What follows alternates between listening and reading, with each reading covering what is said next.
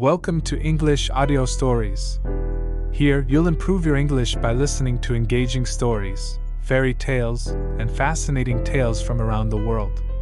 Sit back, relax, and let's dive into today's story. Friday. It's the end of the working day. My friend Layla is in my office drinking coffee. She tells me a story about one of her clients. We laugh. "Your clients are very difficult people," I say. Layla is a lawyer, but many of her clients are very poor people too. She does good work. "And what about you?" says Layla. "You're a private investigator, and your clients are often very difficult and dangerous. Sahid worries about you. He likes you a lot, you know." Sahid is Layla's brother. He's a detective in the police. Detective Sergeant Sahid Patel. He and Layla are my best friends. Sahid worries about me a lot. I smile. "Sahid doesn't need to worry about me," I say. "I can take care of myself." I finish my coffee and stand up. Friday night, the best night of the week. What shall we do this evening? Go to the cinema? Okay, but let's eat first. I'm really hungry, Layla says. "Oh, and don't forget, next Friday, you're coming to dinner at our house. Sahid's cooking chicken." "Great," I say. Sahid's chicken dinner is famous with all his friends. Layla puts on her coat, and at the door, I turn off the lights. I begin to close the door, and the phone rings. "Oh, leave it," says Layla. "It's Friday night." I go back into the office.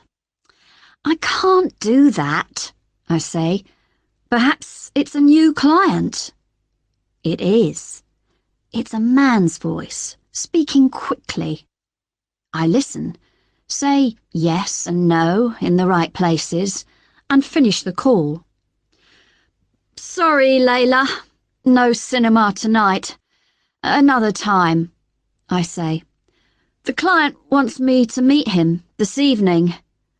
"Oh dear," Layla says. "Can't he wait till tomorrow?" "He says not. He's a worried man, I think."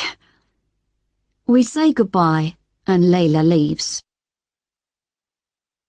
The meeting is in a Greek restaurant not far from Piccadilly Circus. I take a bus and then walk. The Athena restaurant in Old Compton Street is small and noisy. The client is sitting at the back, at a table for two, watching the door. He stands up when I get near the table. A tall man, nice looking. Brown hair, brown eyes. Worried eyes, tired eyes. He's not sleeping at night. "Hi," I say. "Shirley Holmes." "Jeff Clayton," he says. "Thanks for coming." We sit down, and a waiter brings us bread, olives, feta cheese, water for me, and beer for Jeff Clayton. Clayton stares at me. "You look very young for a private detective," he says. "How can I help you, Mr. Clayton?" I say.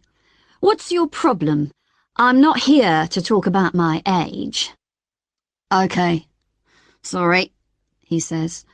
"I have a business, an electrical design company, Clayton Electrics. We design..." I take out a piece of paper and push it across the table to him. It's the front page from his company's website. He looks at it, then at me. "Ah," he says. "You Googled me. You know all about my company." "No," I say, "but I know a little about electrical design now. So, your problem is a business problem then?" I eat an olive and a piece of feta cheese. I love olives and feta, probably because of my Greek mother. Jeff Clayton tells me his problem. His business is losing money because he's not getting new clients. Every time he does a quotation for a new job, he doesn't get it. "In 6 months, not one new contract," he says. "Not one. My quotations are good. My designs are good. I'm not expensive. My prices are good. I have good workers. 6 months ago, I had lots of new business. Everything was fine. And now, nothing. Why?" "Who is getting these contracts then?" I ask. "Is it always the same company?" He smiles a little. "Yeah, you got it. I talked to some people, asked some questions. It's always the same company. Spark and Flash Design in Roehampton. Their design is nearly the same. Their prices are nearly the same, but just a little bit lower. So they get the contract." "How do you do a quotation?" I ask. "Tell me." "I look at the client's building with 1 or 2 of my designers. My design staff then do the plans. It's all done on computer, of course. I do the costings for the work and then send the quotation to the client." "And you keep the quotations on the office computer?" I say. "What kind of security do you have?" He tells me the name of the security program on the office computer. I know it. It's a good one. "I keep all the quotations and costings in a special folder on the computer," he says. "Nobody can open the folder without the password, and every file in the folder has a password too." "How many people know the passwords?" I ask. "Only me." It sounds all right, but a good hacker can break through that security. "I think you have a cyber thief on your staff," I say. "Someone is getting through your security, taking the costings information and selling it to this other company. Do you trust all your staff?" He looks at me, very unhappily. "I did trust them once," he said. "I don't now. What can I do? There's a very big contract coming soon. Blanding's house, near Putney Bridge. All new electrics in the building. A Chinese bank is going to open there. I'm doing the costings for the quotation now. It must be in by next Friday. I don't want to lose this one. I can't lose this one." He pushes his glass away and looks at me. "Can you help me?" "Yes, I think I can." I eat some more olives and finish the cheese. "I need to be in your office for a day or 2. Talk to your staff. Is that okay with you?" "Sure," he says. Come and go when you like. I need to do some thinking tomorrow, I say. Can I phone you on Sunday with my plan, Mr. Clayton? Sure, he says again. But please, call me Jeff. We're working together on this. Can I call you Shirley? No, you can't, I say. In your office, I'm going to be Sally Hawker. So you call me Sally, right? And you call me on this mobile number, not the one on my website. I give him my business card and show him the number on the back of the card. Shirley Holmes, Private Investigator. He looks at it, then at the front of the card, and laughs. Shirley Holmes. That's not your real name, is it? You changed it because you wanted your name to sound like Sherlock Holmes. Maybe, I say, or maybe my mother married a man called Holmes, and they called me Shirley. Early on Sunday evening, I phoned Jeff Clayton on his home number. Hi, Mr. Clayton. Shirley Holmes here. Can we talk about my plan for tomorrow? Is this a good time? Oh, hi, Shirley. I mean, Sally. Listen, please call me Jeff. I don't do this Mr. thing. Or do you want me to call you Miss Holmes? I mean, Miss Hawker? I laugh. OK. Jeff. Now, about tomorrow, I'm going to be a journalist called Sally Hawker, and I want to talk to your design staff about their work. I'm writing a long piece for Flipside magazine. Do you know it? Yes, I do. It's good. So you want me to tell the staff about you before you arrive. When are you coming? About 10 o'clock. Is that all right? Fine. I have files on all my staff here on my laptop. Do you want me to email the files to you? Great, I say. Please send them right now. When I arrive at the Clayton Electric's office on Monday morning, I know names, addresses, ages, families, schools, universities, but I need to know much more. It's a small office, everything open, no closed doors. Faces are friendly, interested. I'm something new in their working day. I tell them about me and the IET, the Institution of Engineering and Technology. I use my smiley journalist face and my smiley voice. The IET wants more young people in schools to be interested in technology, I tell them.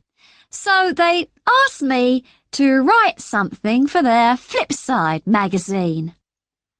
That's the one for 11 to 15-year-olds, says Harry. I wrote something for them once, many years ago. Harry Bowman, 59, electrical designer. 10 years with Clayton. Very good at his job, but getting old. So, what do you want to know? Asks Anna. Anna Lund, 29, electrical designer. 2 years with Clayton. Very clever. Tell me about your working day, I say. What do you do? Where do you go? Who do you talk to? Anna laughs. Oh, you must talk to Ken. He usually goes out with Jeff and talks to the clients. Me and Harry just stay here and do the work. Ken smiles at me. Don't listen to Anna, he says. She gets out to see clients too. Ken Okobi, 32, electrical designer. 5 years with Clayton. A good listener, good with the clients. There are the 3 designers and some office staff. I stay with them all day. I sit next to the designers at their laptops. We talk about their computer programs and electrical design. I laugh when they laugh. I drink coffee with them, I watch, and I listen. I talk to the office staff too. Nice people, but they don't know computers. They can use them, but they don't understand them. No hackers here, I think. I go out to lunch with the designers at an Italian restaurant. I ask them about money. Is the pay good? Very good, Ken says. Jeff Clayton pays well. Ah, says Anna. I'd like more money. Oh, you always want more, Anna, Ken says, smiling. And why not? Says Anna. I'm good at my job. She looks at me. I don't like working for other people. I want to start my own business. I want to be a rich woman before I'm 40. The 2 men laugh. When we walk back to the office, I walk with Harry. Do you enjoy the work? I ask. Yes and no, Harry says. You see, my wife is not well, and I'd like to be at home to take care of her. She needs the sun, and I'd like to buy a house in Spain when I stop working. But that's never going to happen. Ken is walking in front of us, and suddenly I see his shoes. They look very expensive. Yes, they're Gucci shoes, I'm sure of it. Back in the office, I watched the designers at their laptops again. Ken is very helpful. He tells me a lot about his work and shows me some of his designs. Do you take your laptop home at night? I ask. Yes, we all do, says Ken. And I always need my laptop with me when I visit clients. I work at home in the day sometimes, says Harry, because of my wife. I sometimes need to be at home. Interesting. They take their laptops home. So it's easy for the hacker to do things at home when nobody is watching. 5:30, going home time. They're closing down laptops, putting on coats. The working day is finished. So, which one of them is the hacker and the cyber thief? It's one of the 3 designers, I'm sure. Is it Harry? He wants a house in Spain for his wife, but he hasn't got the money for it. Anna? She's clever, quick, wants to be rich, and she wants it now. She doesn't like waiting. And there's Ken. He's a nice guy, good at his work, but he's wearing Gucci shoes. I get out my laptop, Google Gucci shoes, and look for the prices. £470 for a pair of shoes. Where does Ken get that kind of money? I need to know more about Ken's home life. But first, I need to visit the weasel. I don't know the weasel's real name. Nobody knows it. He lives in a great big apartment in Bayswater. It's really just one big room with computers. Computers big and small. Computers everywhere. The weasel is probably the best hacker in England, maybe in Europe. I sit on one of the weasel's black chairs, drink black coffee, and look around the great dark room. The only light is from computer screens. Indian music is playing quietly from one of the computers. Don't you ever go out? I say. See some daylight. Look at some trees. Feel the sun on your face. Why do I want to see daylight or trees? The weasel says. He looks around at his computers. All the world comes to me here. I don't need daylight. He looks at me. What do you need, Hawker? He always calls me Hawker. He likes that name better than Holmes. You always need something.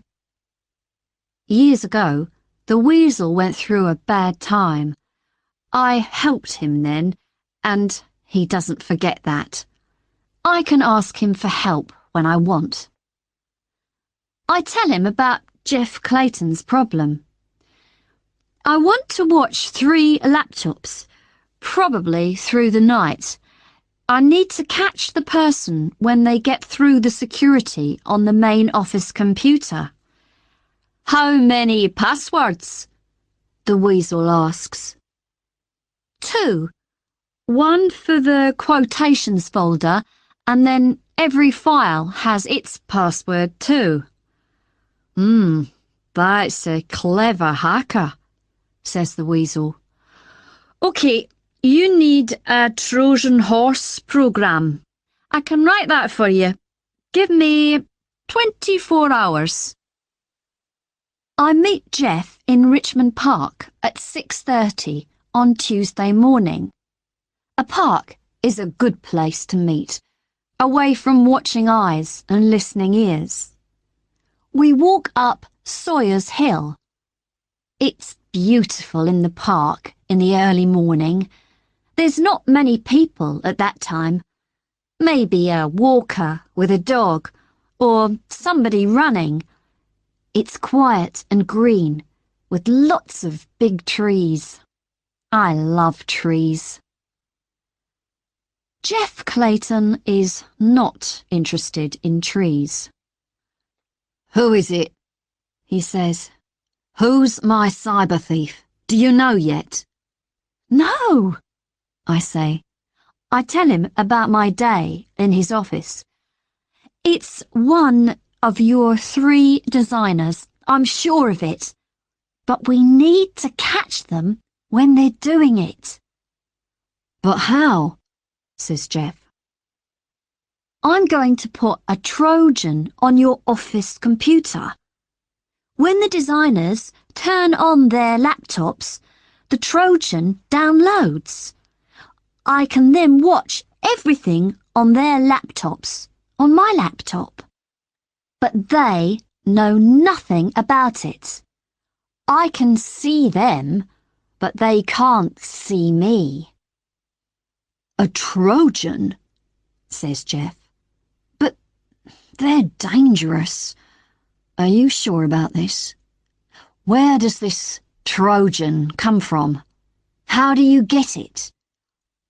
A friend is writing it for me, I say. What friend? Who? Sorry, I can't tell you that, I say. Look, do you want to catch this thief or not? Trust me, we need to do this. Then, when the Trojan is in place, You upload your costings for the new quotation. What was it? Blandings something? Blandings house. A Chinese bank is moving into the building. They want everything new. Which Chinese bank is that? I ask. Oh, I can't tell you that, Jeff says and looks at me. I laugh, and after a minute, he laughs too. And then we wait and watch, I say. I use my motorbike when I want to move around London a lot. I look like a motorbike messenger, taking letters and packets from A to B. The letters and packets never arrive, of course, but nobody knows that. They just see a person, all in black, on a motorbike, and think, oh, a messenger. Nobody sees your face. Nobody knows your name. Nobody remembers you. This is good. Harry, Ken, and Anna are at work in the Clayton Electric's office, so I'm going to look at their homes. Sometimes you learn things from a person's home. Harry Bowman lives in a little house in a quiet street near Kew Gardens.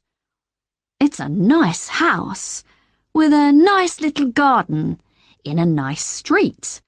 Lots of nice people in nice little houses. I ride up and down the street once or twice, but it tells me nothing. It's the same for Anna Lund. She lives in an apartment in a house in Barnes. There are 4 apartments in the house, but nobody is at home, so I can't ask any questions. I walk around the back of the house, but there is nothing to see. Ken Okobi lives on Richmond Hill. Big houses, big, expensive houses, looking down over the River Thames. I stop the bike by his house and get out my iPad. I'm just a messenger checking an address. A car arrives and stops outside the house. An older man gets out and goes into the house. Ken's father. The car is dark blue, long and low. It's a Porsche. Only very, very rich people drive a Porsche. There are 2 small boys walking down the street, carrying skateboards. They stop next to me and stare at my motorbike. Is that a Yamaha? One of them says. Yes, I say. Do you like it? Yeah, it's cool, the boy says. What do you think of that car? I say, looking at the Porsche. I'd like one of those. That's a really cool car. That's Mr. Okobi's Porsche, the other boy says. He lives in this house here. My dad knows him. He's got lots of money then, I say. He's an oil millionaire from Nigeria, my dad says. He's got 3 cars, no 4, says the boy. So Ken wears Gucci shoes because he has a rich daddy, not because he's a thief. An interesting person. He doesn't need to work with a rich family like that, but he does. I like that. The boys move on, and I check my iPad for messages. There's a green light on the screen. 2 emails. One from Layla, one from the Weasel. The Weasel's email has no message, just a file attachment. A file called gardenforflowers.exe. It's the Trojan Horse program. At 10 o'clock that evening, Jeff Clayton and I meet outside his office. Jeff opens the doors, puts the lights on, makes us a cup of coffee. I sit down at the main computer and get out a memory stick. "What's on that stick?" asks Jeff. "The Trojan. My friend emailed it to me and I copied it onto this stick." I put the stick into the computer and start to upload the Trojan file. Jeff watches. He's very worried. "Are you sure about this?"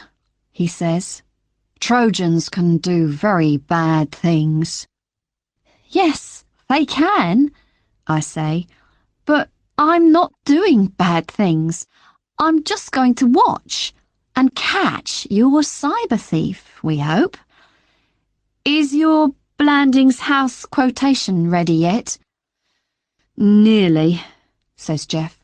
"I'm going to finish the last bits tonight." "Okay. Tomorrow morning, upload the Blandings file into the quotations folder on the office computer in the usual way. And then tell the staff about it, but just quietly. It's just another quotation. Don't do or say anything different. Just be normal." I stand up and put my coat on. Nothing's going to happen before tomorrow night when they take their laptops home. "Then you're on the night watch," Jeff says. "And what do I do?" "Nothing," I say. "Stay at home. Wait for my call." When I'm working on a case, I like to check everything. Perhaps this isn't the first time for our cyber thief. Cybercrime gets bigger and bigger every year. Lots of people are doing it again and again. Every private investigator needs to have a good friend in the police. I phone Saheed. "Saheed, dear Saheed," I say, "I need your help again." "Why are you only nice to me when you want something?" Saheed says. He's smiling. I can hear it in his voice. "I'm always nice to you," I say. "And you're going to be nice to me today. I know it. I have some names for you. Do any of these people have a police record? It's so easy for you. You just have to put the names into the police computer and—" Okay, says Saheed. "I have a meeting very soon, but I can give you 10 minutes now. Not a second more. Give me the names." I give him Ken, Anna, and Harry, and then 15 names from the Spark and Flash website. All these people work for a company called Spark and Flash Design, I say. "Spark and Flash Design?" Saheed says. He's typing the names on his keyboard. I can hear it through the phone. Clack, clack, clack. "What kind of company is that?" "It's an electrical design company," I say. Saheed laughs. "What a stupid name," he says. "Who wants Spark and Flash in their electrics?" Well, of course not, I say. But people laugh and then they remember the name. And that's clever. Here we are, says Saeed. He reads from his computer screen. Ken Okobi, nothing. Anna Lund, nothing. No, there's nothing in the records for any of those names. Is that helpful? Yes and no, I say. But it was a great help to me. Thanks a million, Saeed. No problem, Saeed says. See you Friday night, then. I have a quiet day. I go for a walk, do some shopping, have a quick lunch with Layla. How's it going? She asks. The new case. The man in the Greek restaurant? Okay, I say. I never talk about my cases with my friends. Only Saeed, because he's a detective and he understands the work. Jeff's staff usually finish work about 5:30, Jeff told me. They get home by about 6:30, maybe. At 5 o'clock, I'm at home, my laptop is ready, and I have 3 little windows on the screen. One for Ken's laptop, one for Anna's, and one for Harry's. I'm good at waiting and watching. Every private investigator needs to be good at these things. You learn to watch every little thing and remember it. You learn to go for a long time without sleep, and then sleep for 12 or 14 hours. 8 o'clock. I drink coffee and read on my iPad. I find a story on the internet about cybercrime. It's not very good. A hacker in a high school is taking millions of dollars from a bank in Switzerland. It sounds so easy. But in real life, it isn't easy. A really clever hacker can get through a bank's security, but it's very difficult. The weasel can do it, I think. But he doesn't. Well, I don't know. I don't ask questions. 11 o'clock. I make some more coffee and drink it black. My laptop screen shows nothing. Maybe the cyber thief is waiting for a quiet time late at night. 1 o'clock. My iPad suddenly shows a green light. It's a message from the weasel. How's it going? He writes. Nothing happening yet, I write back. Are the garden flowers all right? Yes, they're beautiful. Thank you very much. No problem. Are you doing the night watch then? Yes, boring. What are you doing? Talking to a guy in California about the new internet laws in America.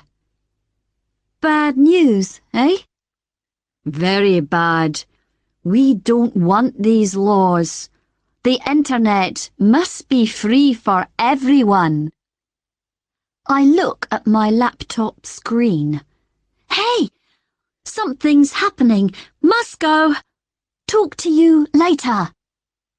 I close my iPad and turn to my laptop. The screen is flashing. Somebody is getting into the Clayton office computer. They get to the password for the quotations folder. Yes, they break through that. Now the password for the Blandings file. And they're through that. Now the file is downloading to a laptop. Anna's laptop. I phone Jeff. Hey, Jeff, are you asleep? I'm not now, he says. What's happening? I have a name for you. Are you ready? Yes. Anna Lund. He doesn't say anything for a minute, then... Anna. It's Anna. Are you sure? It's Anna's laptop.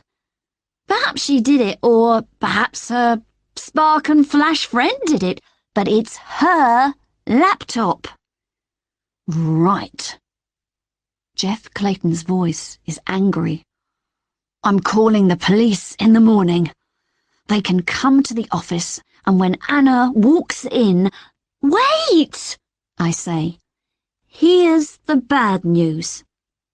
Anna, or her friend, downloaded the Blandings file, but they didn't keep the file on her laptop. It went onto a memory stick.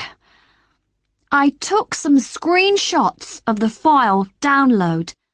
We can show the police those, but they don't prove anything. Somebody took the file from the office computer, yes, but the file's not on her laptop now. But the download happened on her laptop, says Jeff. Of course she's the thief. Listen, Jeff. What's she going to say? She's going to say, what file? What are you talking about? Where is this file on my laptop? I don't know anything about a file. She's not stupid, and she's going to be ready for any question. She did it, yes, but we can't prove it. Yes, I see. You're right, Shirley. Jeff's voice is very unhappy. So, what are we going to do? Well, the Trojan horse was plan A, and now I have plan B, I say. Where is the Blandings file now? We need to know that. Maybe Spark and Flash have got the file already, but maybe they haven't, and maybe Anna is meeting somebody tomorrow. So I'm going to watch Anna all day. Where does she go? Who does she meet? Okay, what can I do? Asks Jeff. Go into the office tomorrow. Be normal. Be nice to Anna. Nice to everyone. Talk about work, the weather, the football, whatever. We know about Anna, but she doesn't know that. We don't want her to worry. Okay, I get it, Jeff says. Watch and listen. Text me when Anna does anything, when she leaves the office, goes to lunch, makes a phone call. Use my Sally Hawker mobile number.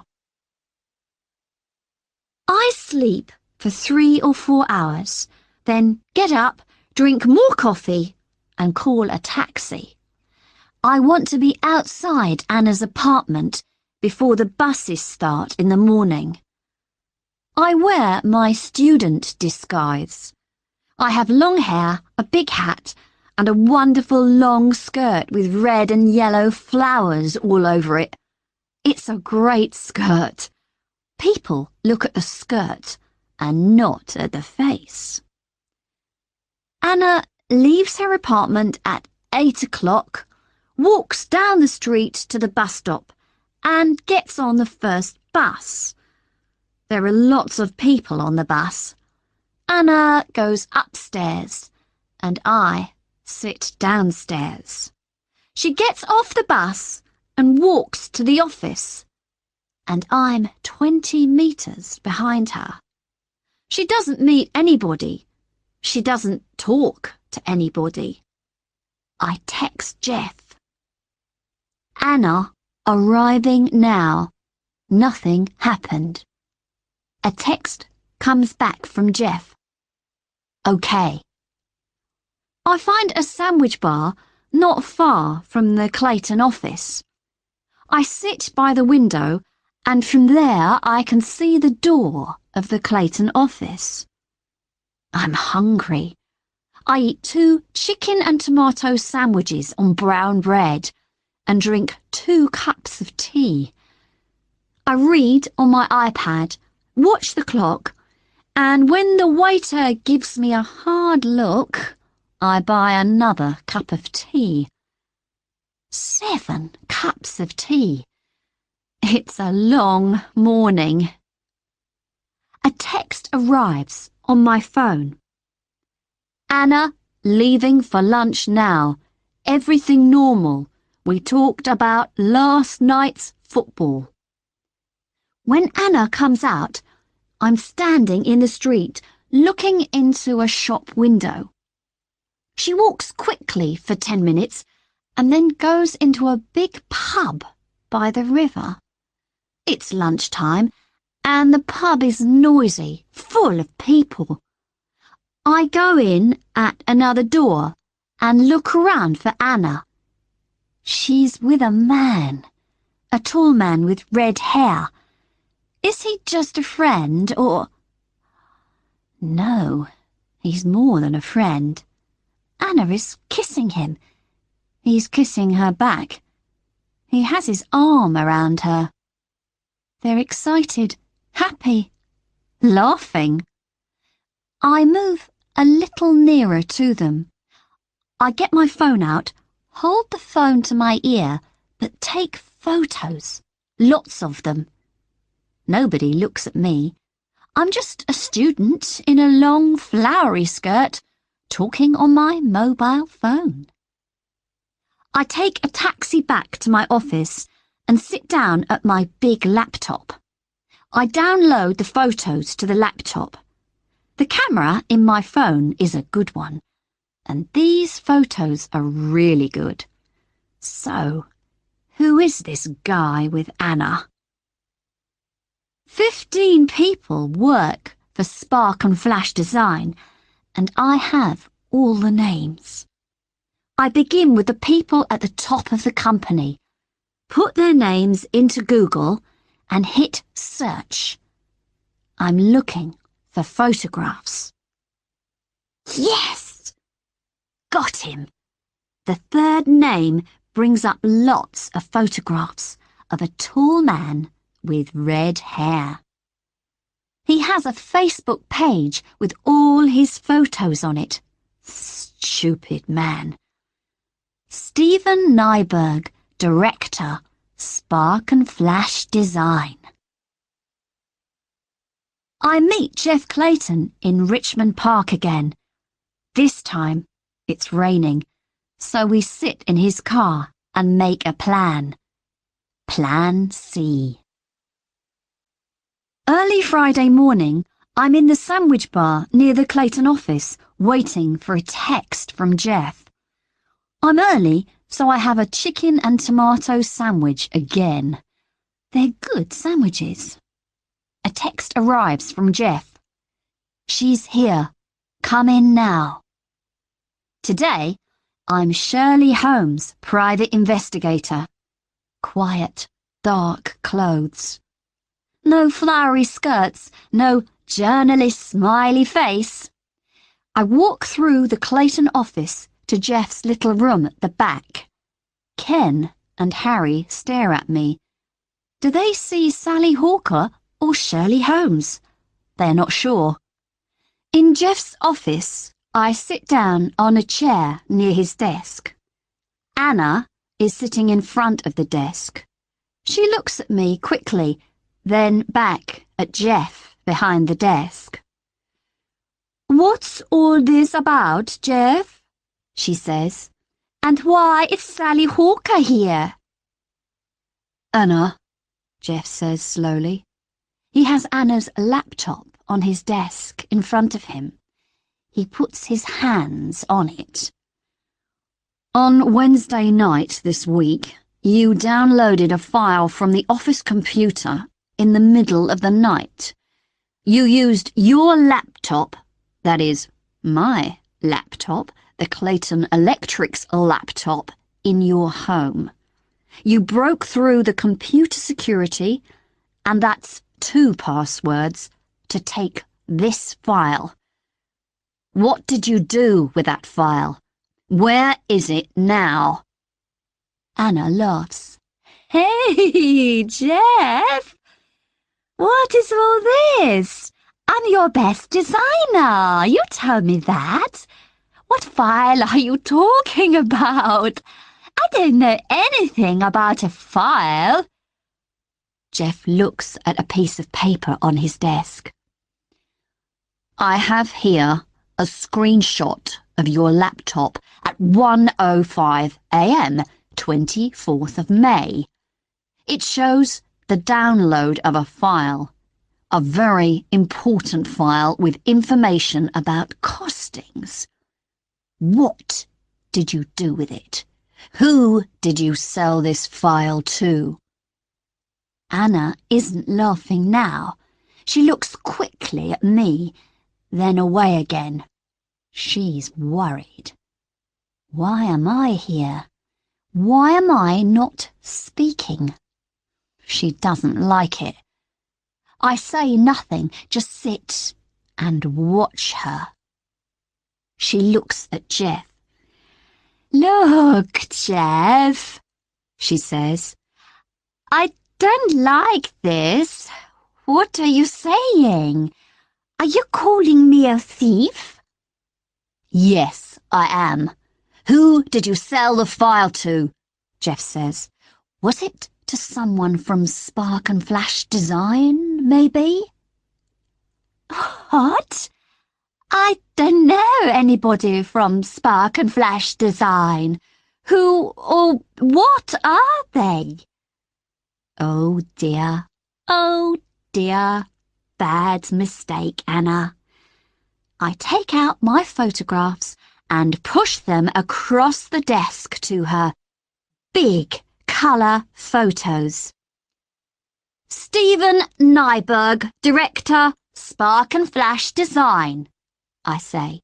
Steve, to his friends. Anna looks at the photos of her and Stephen Nyberg. Her face goes white, then red. She stares at me. She wants to kill me right now. I can see it in her eyes. You are not a journalist, she says angrily. What are you, police, or just a dirty little investigator? I hope Nyberg paid you well for all the Clayton quotations and costings, I say.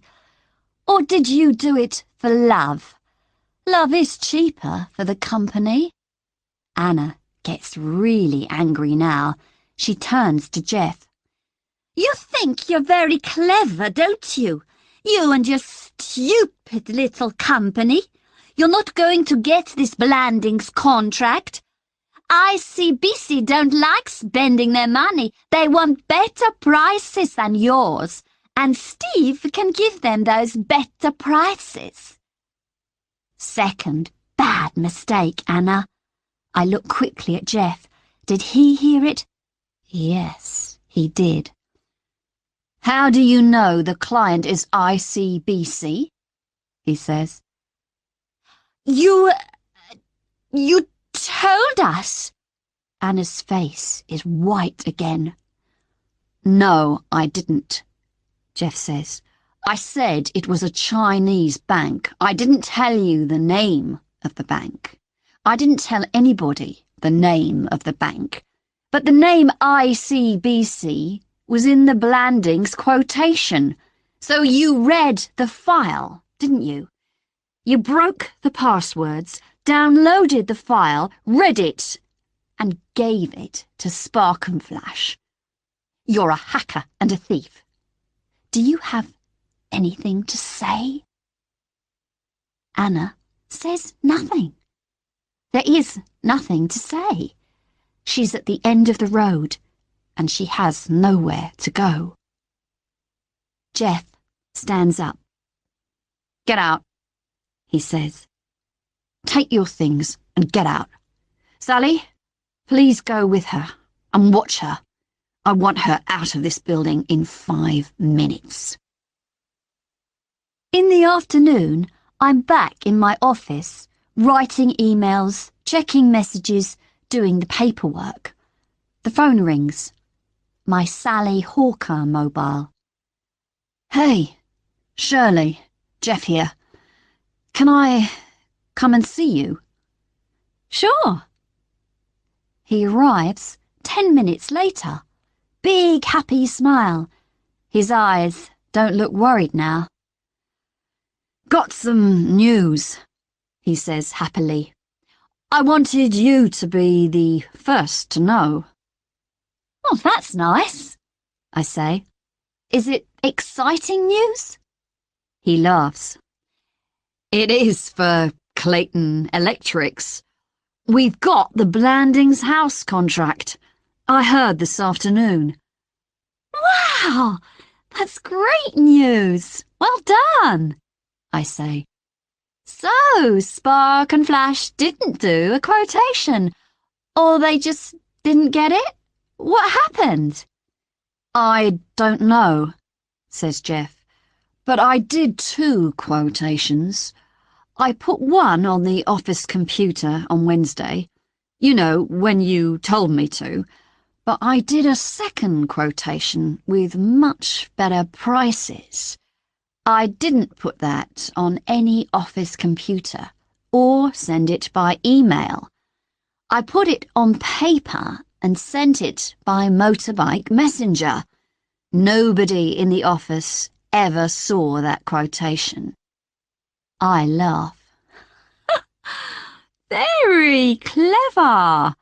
I didn't think of that. And did ICBC like those prices then?" He looks at me.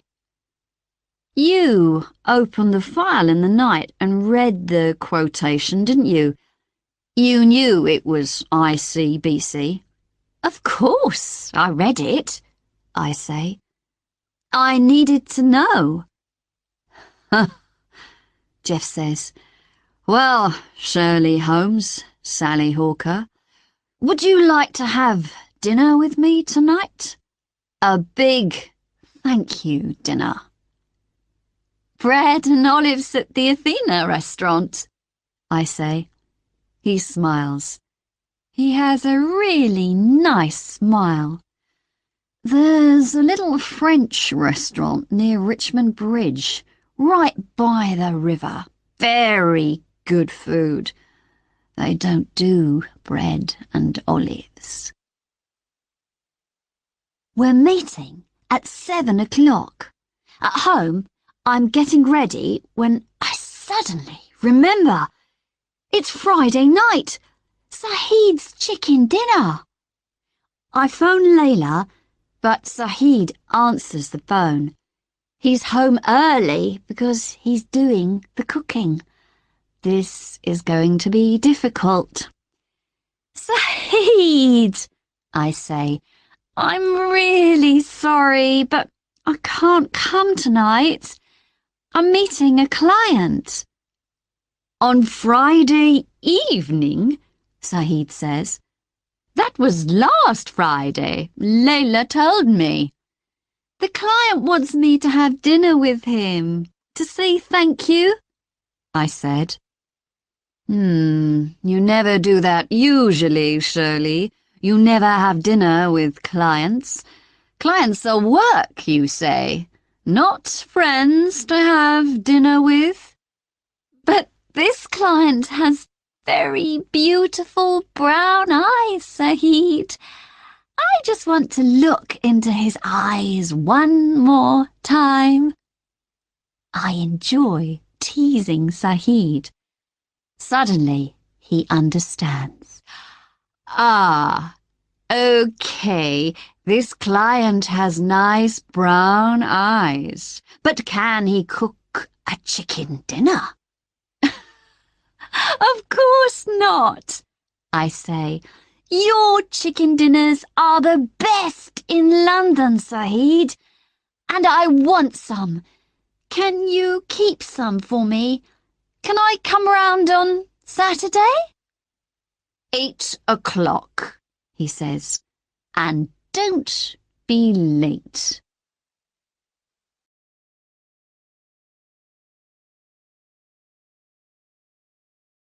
Thank you for listening. If you enjoyed this story, don't forget to like, subscribe, and hit the notification bell so you won't miss the next one. See you in the next story.